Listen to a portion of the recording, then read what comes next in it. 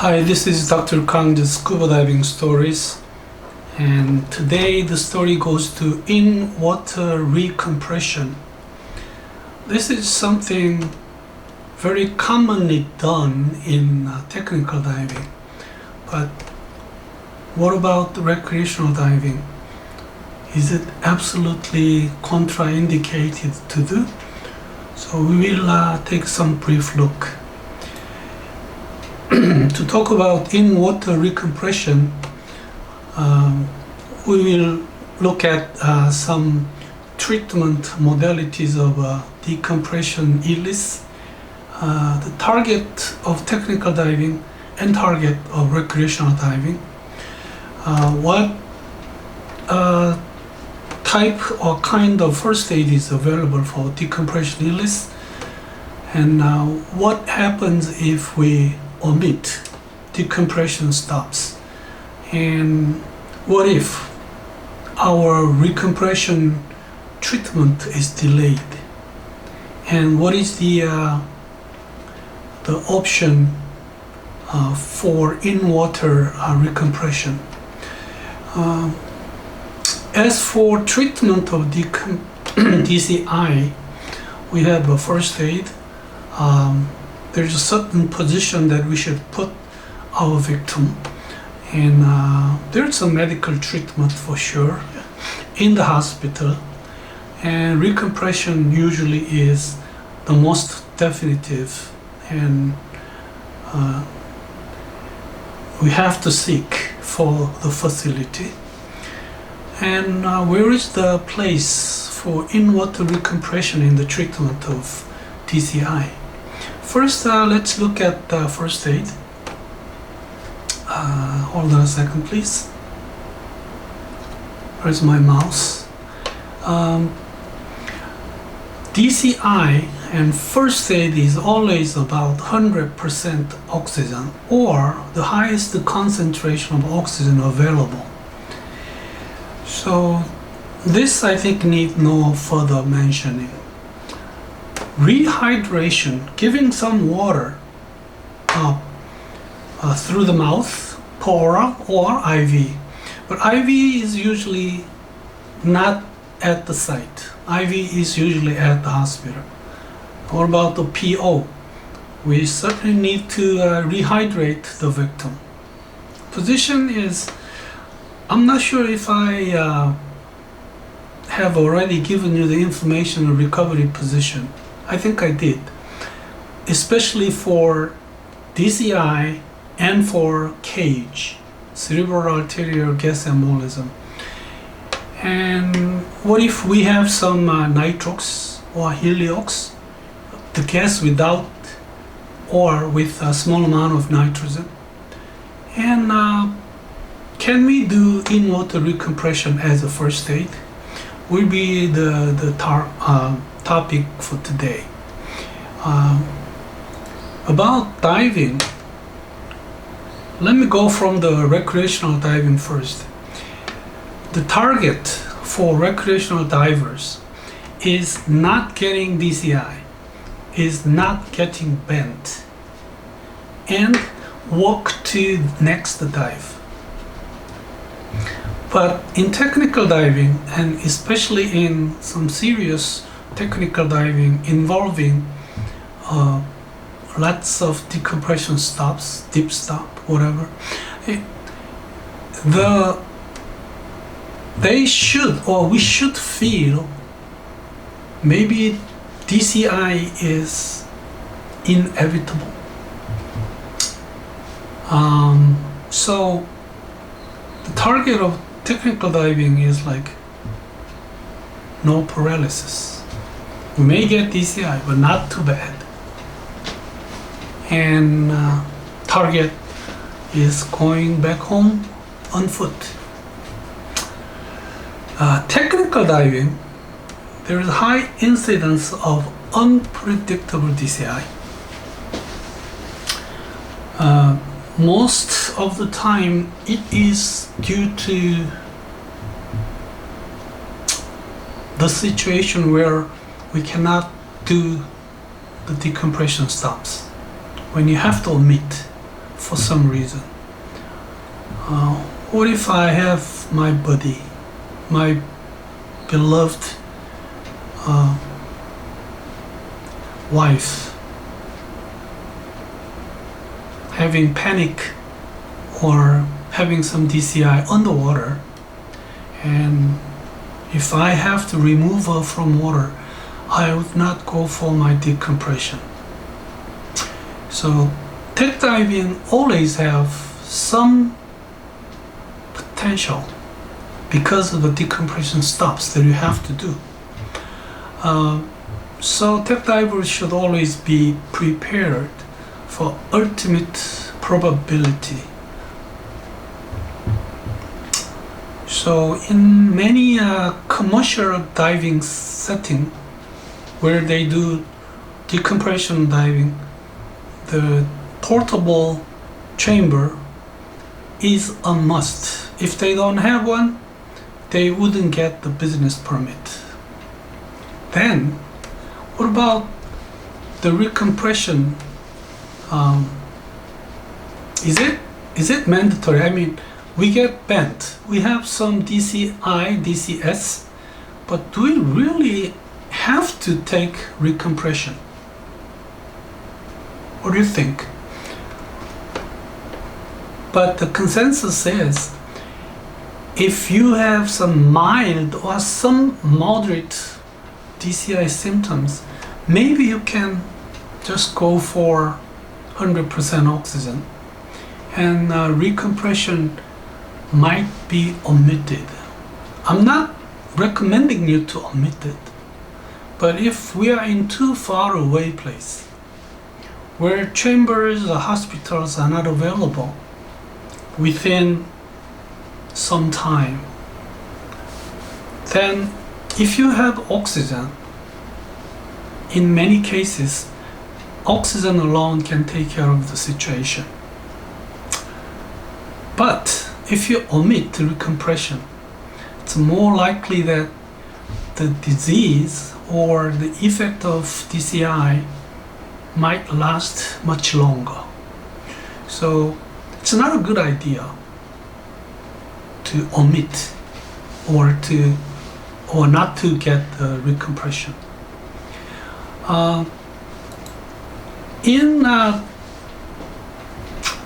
In water recompression, there are two methods. One is Australian method, and the other one is Hawaiian method.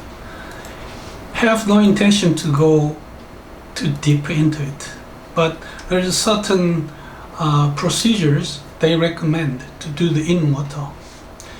So in-water recompression, in theory, have lots of disadvantage compared to only one advantage. So what disadvantages we have? Of course, we absorb more nitrogen when you use air for recompression underwater.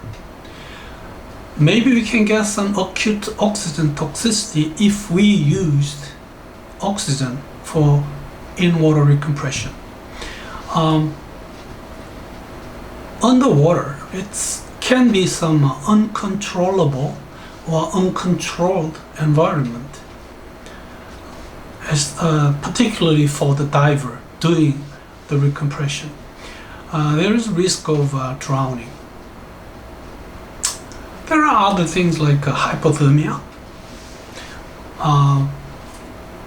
There is not so many means of communication, so unless we have some underwater tender, underwater helper constantly looking at the victim, there can be some miscommunication too.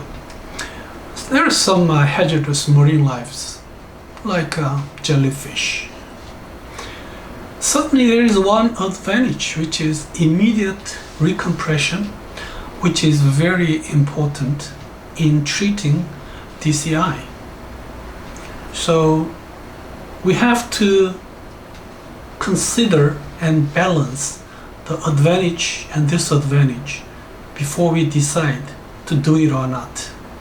This is interesting data. It's about in-water recompression practiced, and like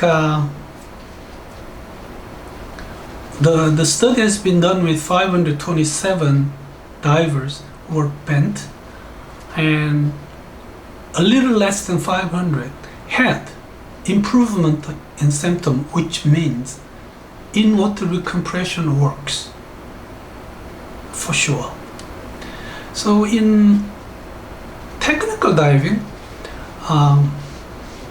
we believe, and we really do, in-water recompression.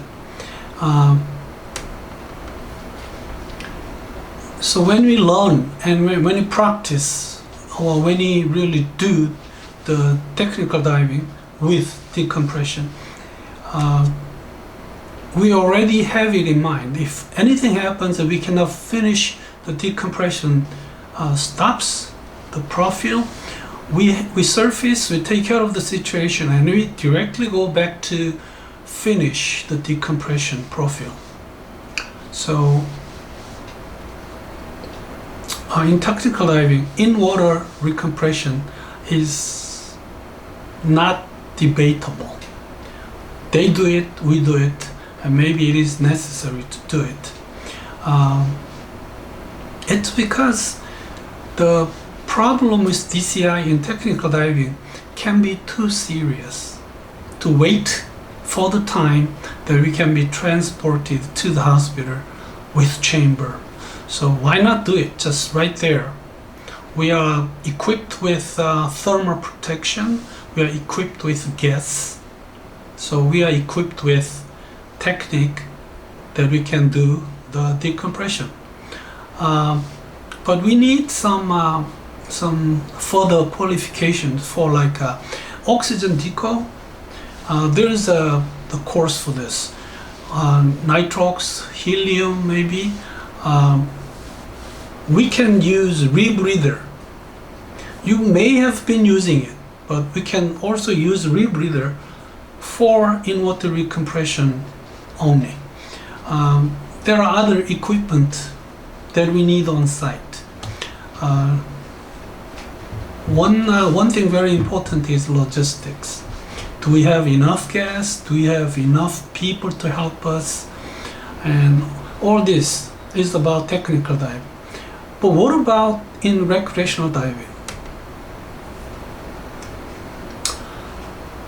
All recreational diving manual, all training agencies strictly forbid in-water recompression for recreational divers. I mean all. The reason I think is because for recreational diving, we are not ready for in-water recompression. We don't have gas, maybe we don't have enough thermal protection, and maybe going back underwater can give us more nitrogen.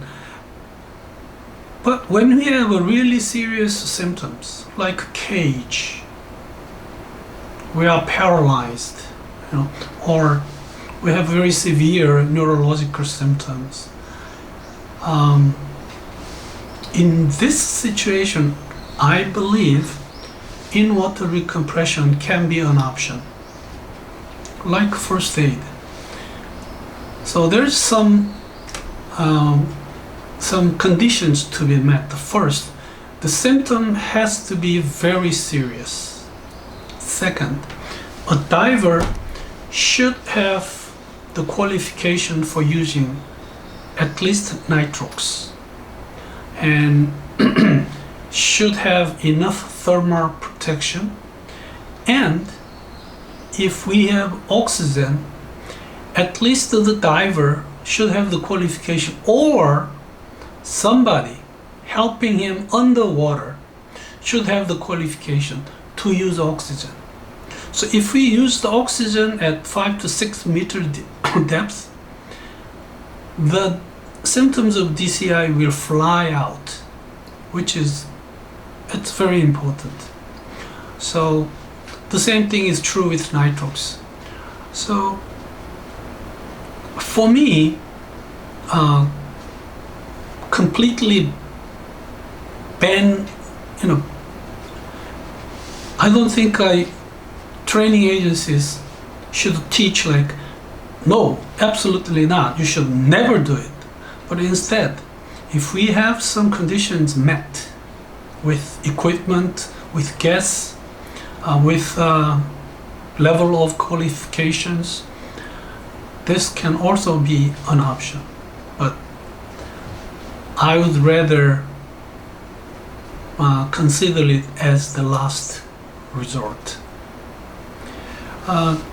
When you have some moderate symptoms, and if you have gas, you can really do the decompression at the surface. I mean, at surface or ground.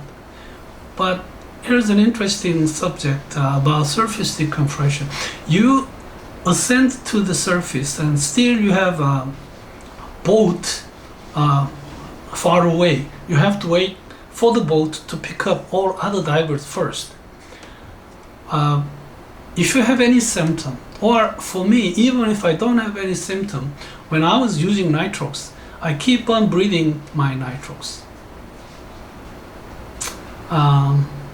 Still that helps. If you have been using 100% oxygen for deco, that can be a very good idea for technical divers until you get on board. So let me show you an example of a table that we use for bent divers. This is called the Comex 30, and the total length of the treatment is like 7 hours and 40 minutes. This is for a very serious symptom of DCI, and the pressure goes all the way down to 4 ATA, which is 30 meters. In recreational diving case, it's usually 18 meters, but here in serious case we can use this table, and we can use oxygen and helium like 50-50 until we get to 2.8 ATA, which is 18 meters. Then we can change to 100% oxygen, and then it goes on and on and on. So it's called the Comex 30 table.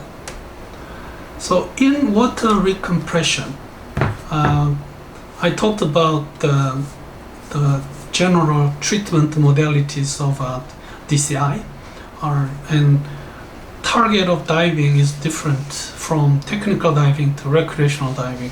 Technical divers has to always be prepared for possible DCI and the treatment. When you have DCI, the first stage should be 100% oxygen. When you omitted decompression, technical divers go directly back to finish the decompression. Recreational diver, if you don't have a severe symptoms like a cage, some really bad neurological symptoms, then underwater, I mean in water, recompression is not a good idea. It was in water recompression today, and I hope you don't get it wrong. I don't recommend it, but if you are very far away from the hospital, if you are suffering from a very serious symptoms, if you are equipped with good gas and thermal protection, it can certainly be an option. Thank you very much.